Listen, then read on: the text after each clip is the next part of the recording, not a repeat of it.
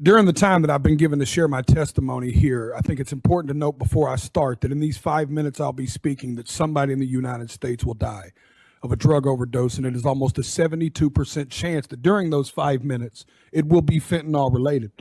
Having started that way, Chairman Brown, Ranking Member Scott, and esteemed committee members, thank you for having me. I know this is a bit of a curveball, but I like a little baseball myself. My name is Jason D. Ford, but to most I am known as Jellyroll. It is important to establish earlier that I am a musician and that I have no political alliance. I am neither Democrat nor Republican. In fact, because of my past, my right to vote has been restricted. Thus far, I have never paid attention to a political race in my life. Ironically, I think that makes me the perfect person to speak about this because fentanyl transcends partisanship and ideology, gentlemen and women. This is a totally different problem. And I was speaking outside to the media, and I gave them a statistic that said 190 people a day overdose and die every single day in the United States of America.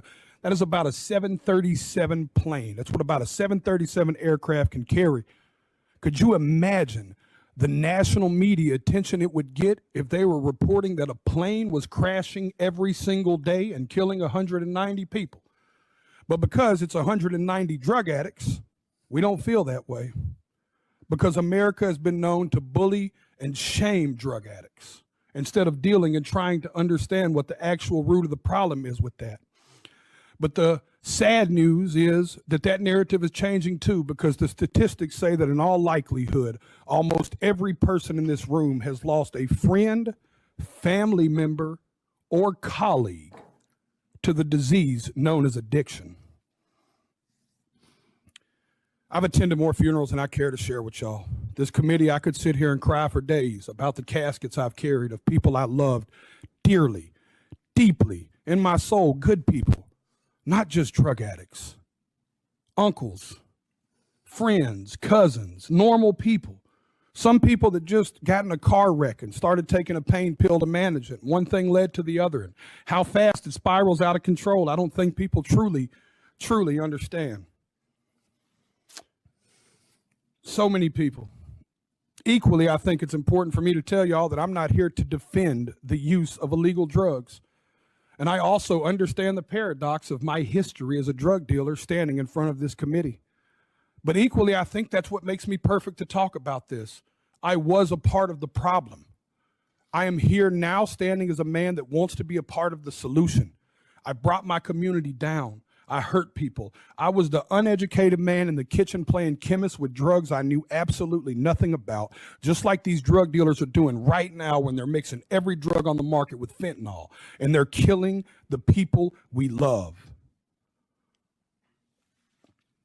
I'll be honest with y'all, my desire is to only get older and only do better and be better. I believed when I sold drugs genuinely that selling drugs was a victimless crime. I truly believe that, y'all. My father always told me what doesn't get you in the wash will get you in the rinse. Now I have a 15-year-old daughter whose mother is a drug addict. Every day I get to look in the eyes of a victim in my household of the effects of drugs, every single day. And every single day I have to wonder if me and my wife, if today will be the day that I have to tell my daughter that her mother became a part of the national statistic. History repeats itself, gentlemen. Even in the 1990s, crack cocaine had long made its way into my middle lower class neighborhood.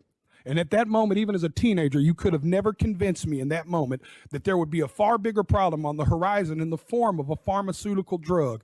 And then I watched opioids and Oxycontin burst onto the scene. I'm here to tell y'all that fentanyl is going to make the Sackler family look like saints. And I want to let y'all sit with that for a second. It is time for us to be proactive and not reactive. We were reactive with crack, we were reactive with opioids, and y'all are taking the first step at somebody in Senate finally being proactive. I truly believe in my heart that this bill will stop the supply and can help stop the supply of fentanyl. But in part of being proactive, gentlemen and women and ladies, I have to be frank and tell y'all that if we don't talk to the other side of Capitol Hill and stop the demand, we are going to spin our tires in the mud. Y'all are taking the first step, but I encourage you to take it outside of this room and you take it to your colleagues and your constituents and you give them the most that you can. I know I've got a few seconds here, and Senator Brown said I may or may not go over. All I want to say is that I not only encourage y'all to do this, I encourage y'all to take it a step further. At every concert I perform, I witness the heartbreaking impact of fentanyl. I see fans grappling with this tragedy in the form of music that they seek solace in music and hope that their experiences won't befall others. They crave reassurance. These are the people I'm here to speak for, y'all.